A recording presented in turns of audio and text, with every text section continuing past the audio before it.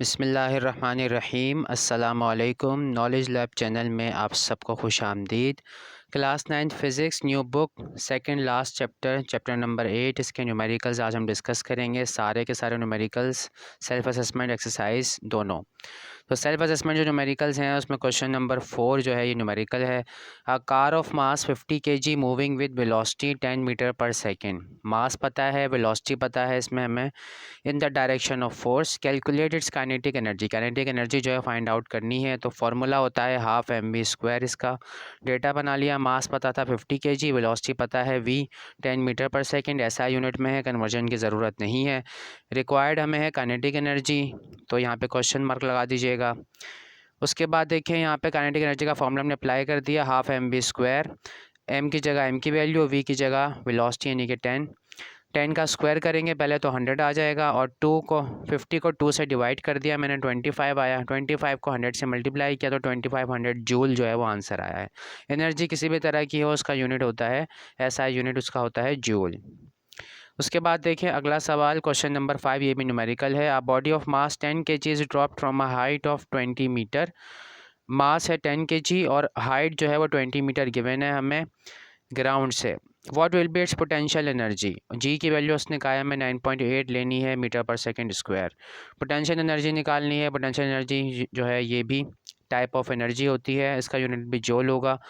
मास है m 10 kg, height है small h 20 meter, gravitational acceleration 9.8 meter per second square. Potential energy हमें find out करनी है। फॉर्मूले का रेफरेंस दिया। पोटेंशियल एनर्जी का फॉर्मूला होता है mass multiplied by gravitational acceleration multiplied by height यानी कि mgh। सारी वैल्यूज पुट की, मल्टीप्लाई किया तो रिजल्ट आया 1960 जूल्स। अब उसके बाद अगला सवाल देखते हैं, क्वेश्चन नंबर 13 है सेल्फ असेसमेंट में। A man pushes a car 18 meter with a force of 2 newton. Distance पता है हमें 18 मीटर है और फोर्स पता है 2 न्यूटन है। 4 सेकंड टाइम पता है हमें। Calculate the power of the man. तो रेट ऑफ डूइंग वर्क जो होता है इसको पावर कहते हैं। डिस्टेंस हमें पता है 18 मीटर, फोर्स हमें पता है 2 न्यूटन, टाइम पता है, पावर निकालनी है। पावर निकालने के लिए सबसे पहले हमें वर्क डन पता होना चाहिए। तो वर्क डन का फॉर्मूला होता है FD cos थीटा। अब एक cos थीटा जो है जनाब ये ट्रिग्नोमेट्रिक फंक्शन होता है एक, और थीटा जो है ये एंगल को रिप्रेजेंट कर रहा होता है। अब यहाँ पे क्योंकि एंगल के हवाले से हमें कोई इन्फॉर्मेशन गिवन नहीं है तो हम यहाँ पे अज्यूम कर रहे हैं कि assuming that angle between force and distance is zero, यानी कि जिस डायरेक्शन में डिस्प्लेसमेंट हुई है ऑब्जेक्ट की उसी डायरेक्शन में फोर्स लगाई गई है।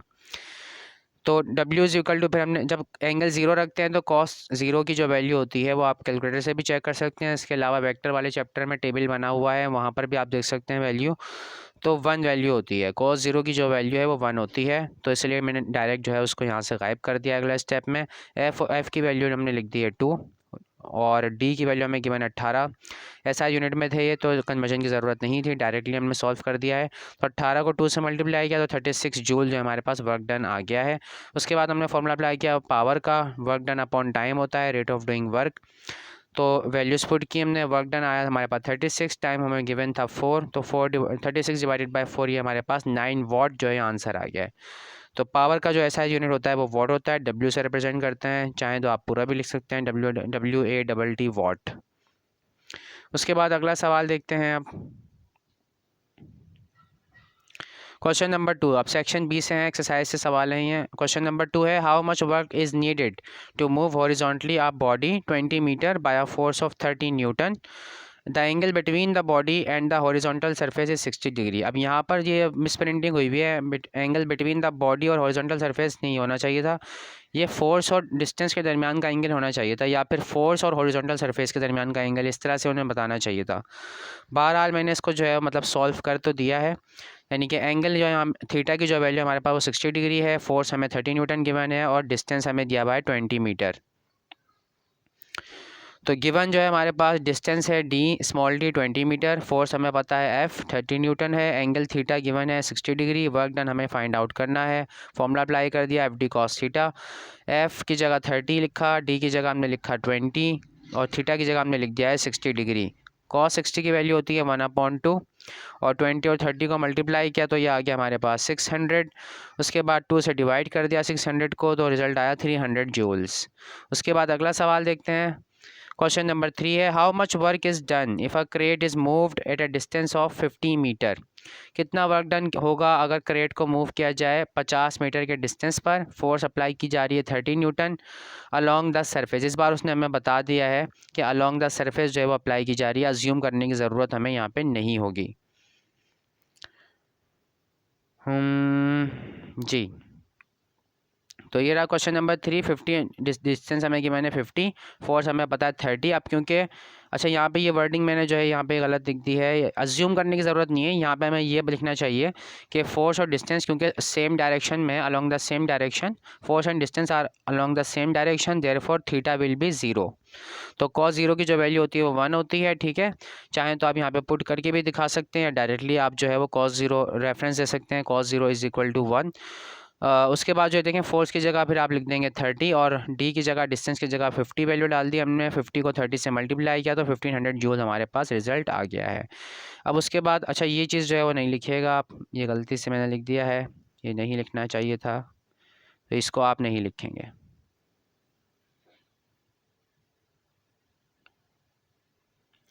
उसके बाद अगला सवाल है क्वेश्चन नंबर 4। क्वेश्चन नंबर 4 दिखने में तो ऐसा लगेगा आपको कि वो जैसे वो न्यूमेरिकल है, लेकिन वो रीजनिंग क्वेश्चन है, मतलब कॉन्सेप्ट उस पर अप्लाई होगा और डायरेक्ट आप वर्डिंग में भी आंसर उसका लिख सकते हैं। क्वेश्चन नंबर 4 में वो कह रहे हैं what is the work done by Usman. Usman बंदा है, उसने वो कितना वर्क डन किया है ये पूछ रहे हैं। If a bar of weight 100 newton is brought by him, यानी कि अगर वो 100 न्यूटन की एक बार जो है वो उठाकर लेकर जाए पॉइंट ए से पॉइंट बी तक और फिर वापस आ जाए पॉइंट बी से पॉइंट ए तक, तो फिज़िक्स के ज़माने में उसने कोई काम नहीं किया है, ठीक है ना।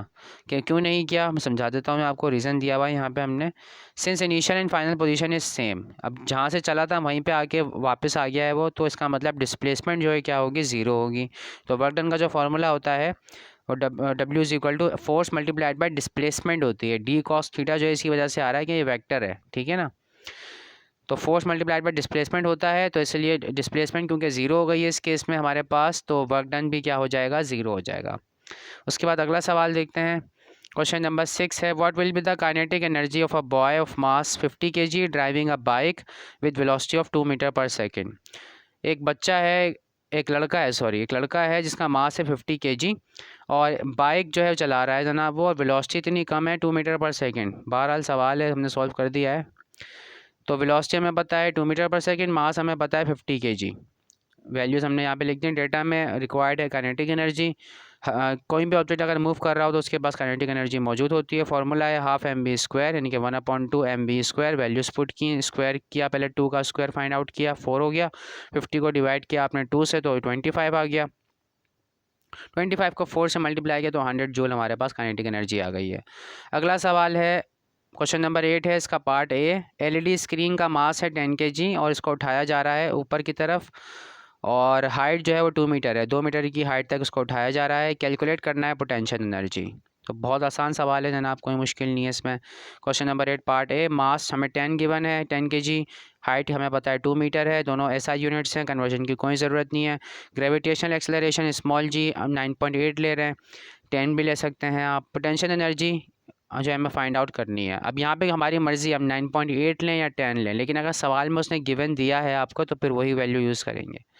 पोटेंशियल एनर्जी का फॉर्मूला है mgh, सारी वैल्यूज पुट की, मल्टीप्लाई किया तो 196 जूल हमारे पास रिजल्ट आ गया है। अगला पार्ट देखते हैं, इसमें भी पोटेंशियल एनर्जी कैलकुलेट करनी है। मास पता है 3 किलोग्राम है और 4 मीटर जो है हाइट है। जी की वैल्यू इस बार उसने हमें दी है 10 है, तो 10 ही यूज़ करनी है अब हमें। तो 10 मैंने वैल्यू यूज़ की है, डेटा बनाया, फार्मूला लगाया, सॉल्व किया तो 120 जूल इसका रिज़ल्ट आ रहा है। उसके बाद अगला सवाल देखें, एफिशिएंसी से रिलेटेड है, और एफिशिएंसी आउटपुट और इनपुट का रेशो होता है और इसका कोई यूनिट नहीं होता, परसेंटेज में जो है शो किया जाता है इसको। तो एफिशिएंसी का फॉर्मूला होता है output divided by input multiplied by 100। Calculate the efficiency of a machine which consumes 200 joules of energy.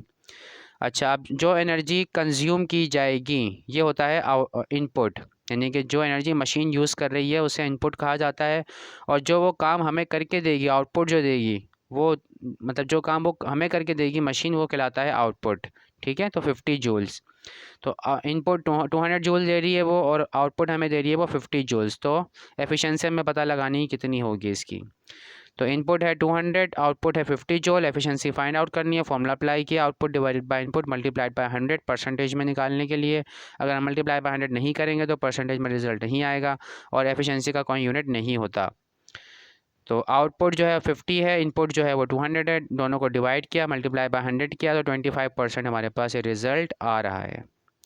उसके बाद अगला सवाल देखते हैं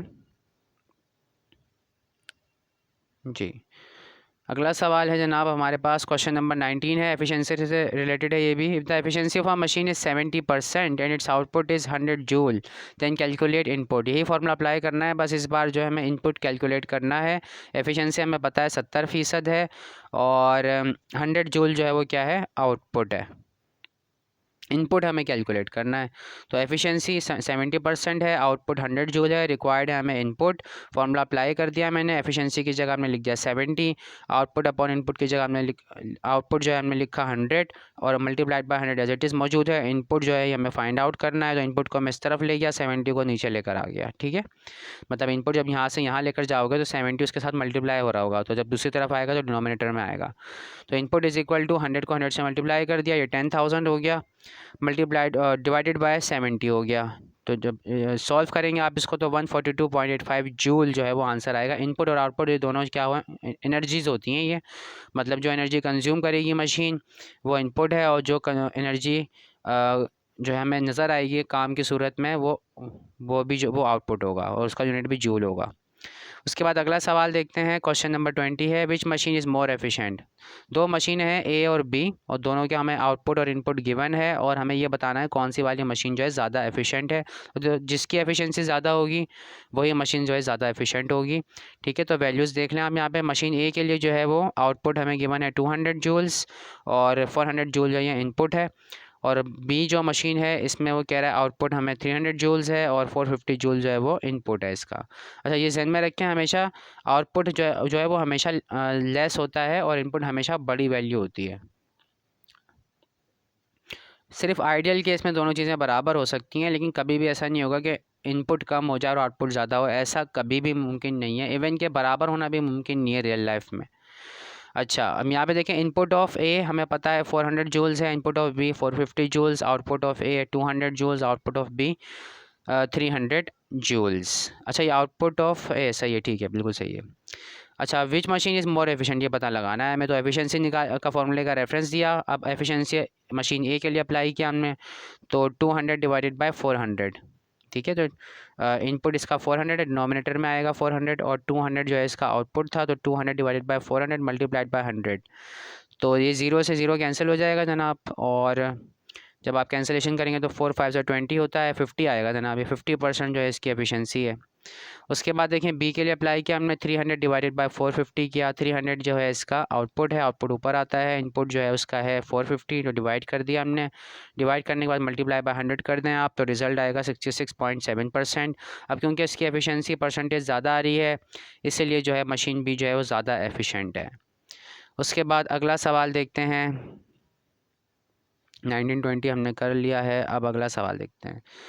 क्वेश्चन नंबर 21 का पार्ट बी है जो न्यूमेरिकल है। तो the energy of 600 joule dissipated by a bulb. Energy पता है 600 जूल और डिसिपेट हो रही है वो एक बल्ब के अंदर 50 मिनट से हो रही है जनाब। टाइम जो यहाँ पे ऐसा यूनिट में नहीं है, तो पहले हम इसे कन्वर्ट कर लेंगे, 60 से मल्टीप्लाई कर इसको सेकंड में कन्वर्ट कर लेंगे हम। तो find the power of the bulb, bulb की जो पावर है वो फाइंड आउट करनी है हमें। तो एनर्जी पता है 600 जूल, टाइम पता है 50 minute, 50 multiplied by 60 seconds, minute 1 minute में 60 सेकेंड्स होते हैं, तो 60 से मल्टीप्लाई करने पर ये कन्वर्ट हो जाएगा टाइम सेकंड में। तो ये जो है 60 जब 50 को जब मल्टीप्लाई करेंगे आप, तो 6 5 ज़ा होता है 30 और ये 2 ज़ीरोज़ जो हैं एज इट इज़ यहाँ पे आ जाएंगे। उसके बाद पावर हमें फाइंड आउट करनी है। फॉर्मूले का पहले मैंने बताया कि वर्क डन और एनर्जी दोनों का यूनिट देखें सेम होता है और दोनों सेम ही चीज़ होती हैं ऑलमोस्ट, यानी जो भी वर्क डन हम करते हैं वो फिर एनर्जी के तौर पे जो या तो ऑब्जेक्ट में स्टोर हो जाता है या फिर हमें उसकी मोशन के फॉर्म में नज़र आता है, तो किसी न किसी फॉर्म में वो नज़र आ रहा होता है हमें वर्क डन। तो पावर का फॉर्मूला होता है वर्क डन अपॉन टाइम। तो एनर्जी की सूरत में वर्क डन हमें गिवन है यहाँ पे 600 है और डिवाइडेड बाय हमने कर दिया इसको 3000, तो रिज़ल्ट आएगा 0.2 वाट। उसके बाद 22 क्वेश्चन नंबर 22 का पार्ट ए है, कन्वर्ट करना है हमें। पावर के यूनिट हैं दोनों ये, वाट भी और हॉर्स पावर भी। वॉट जो है ये एसआई यूनिट होता है पावर का, और हॉर्स पावर जो है ये ब्रिटिश इंजीनियरिंग सिस्टम में कमर्शियल यूनिट होता है हॉर्स पावर के लिए। ठीक है, आपने सुना होगा पानी के जो पंप होते हैं, मोटर्स जो पंप होते हैं उनके बारे में आपने सुना होगा कि 1 हॉर्स पावर का पंप है, 2 हॉर्स पावर का पंप। तो इस तरह से जो पावर का यूनिट होता है कमर्शियल यूनिट है। आगे देखते हैं, अब इसको सॉल्व करते हैं। अब देखें पावर का और वॉट का एक रिलेशनशिप है जो कि बुक में गिवन है आपको कि 746 वॉट जो हैं इक्वल होते हैं 1 हॉर्स पावर के। तो 746 हमें जो है वो उन्होंने वॉट की वैल्यू दी हुई है, 20 वॉट्स ये हमें गिवन है। ठीक है, तो यहाँ पे हम क्या करेंगे, पहले तो इसको 1 लेकर आएंगे ताकि हमें पता चले कि 1 वोट की वैल्यू कितनी होती है। तो 746 से दोनों तरफ डिवाइड कर दिया हमने, तो 746 से जब डिवाइड करेंगे दोनों तरफ तो यहाँ 1 आ जाएगा और यहाँ पर 1/746 आ जाएगा। अब 20 वोट की वैल्यू फाइंड आउट करनी है तो दोनों तरफ 20 से मल्टीप्लाई कर दें। तो 20 से मल्टीप्लाई किया तो 20 वॉट हो गया ये इधर, और यहाँ पर हो गया 20 डिवाइडेड बाय 746। सॉल्व किया इसको, 0.0268 हॉर्स पावर हमारे पास रिजल्ट आ गया है। उसके बाद अगला सवाल last, calculate the power of a machine if it does 40 joules of work in 10 second. बहुत आसान सवाल है, टाइम पता है, वर्क पता है, पावर निकालनी है। वही फार्मूला घिसा बेटा, वर्क डन जो है 40 जूल है, टाइम जो है वो 10 सेकेंड है, पावर निकालनी है, P is equal to W/T। Work done जो है वो 40 डिवाइडेड बाय 10 किया हमने, 4 वॉट जो है ना अब आंसर आ गया। तो सारे के सारे न्यूमेरिकल्स हमने कर लिए इस चैप्टर के। तो आज के वीडियो में इतना ही। थैंक यू सो मच, अल्लाह हाफिज़।